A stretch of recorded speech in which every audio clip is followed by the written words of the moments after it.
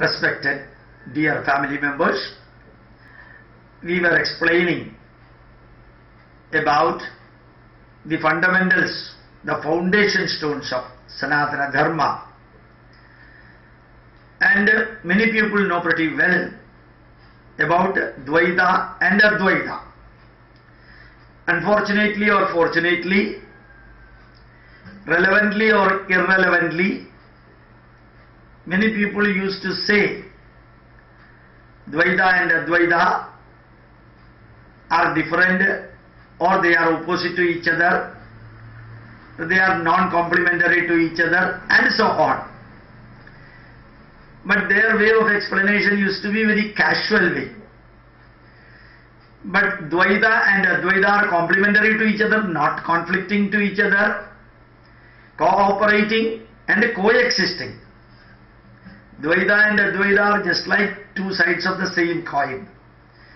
Any rishi in the world, whomsoever may they be, whether it is Vedavyasa, Vishwamitra, Kanva, or Vasishtha, or Shankaracharya, or Srinarayana Guru, or Madhvacharya, anyone, all of them, they have to start their spiritual business through Dwaitha.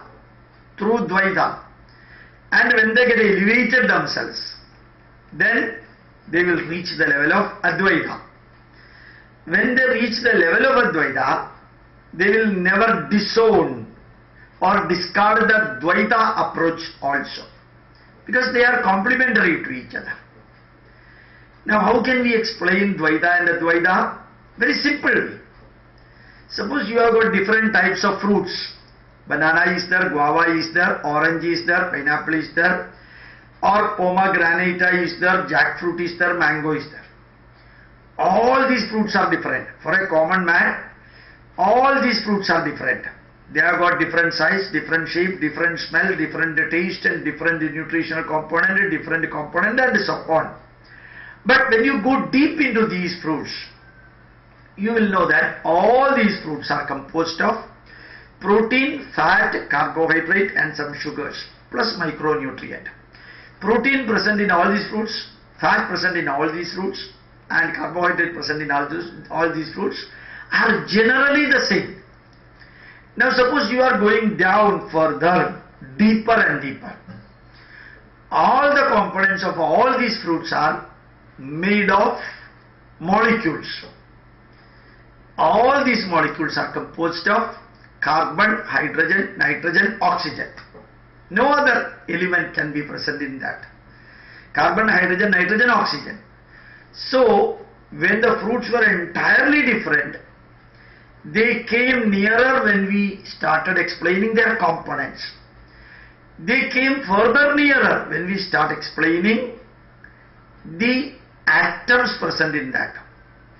And when we go further deeper, all these atoms are composed of protons, neutrons, electrons, and subatomic particles.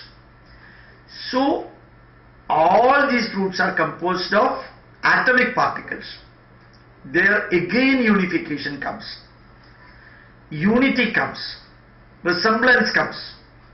Further you go down, you can see that all the protons, neutrons, and subatomic particles, they are all composed of quarks, Q-U-A-R-K-S. They are same. And further going down, last point, you can see strings, energy strings are there. So energy strings are the fundamental particles of all these fruits. All these fruits. So ekam salvipra bahuda vadanti. The same thing. That is the foundation particle of all these fruits. So finally when you go deeper and deeper and deeper, you can see that the fruits vary externally, appearance and taste wise, but the components are one and the same. So when you go deeper, you can see the Advaitha level, not to the same one. But at a lower level, when you are at a shallow, not in the deep, in the depth of the ocean, when you go to the deeper part of the ocean, you can very well see that Advaitha is the crux. But when you are in the top, top in the mean, the shallow level, not deep knowledge inherited to you. There Dwaitha comes. From Dwaitha only you can go to Advaitha. Srinarayana Guru consecrated 27 temples and supported the consecration of 14 more. Like that, 41 temples were consecrated by him, and at the later stages he stopped building temples, started consecrating the lamp or even the mirror.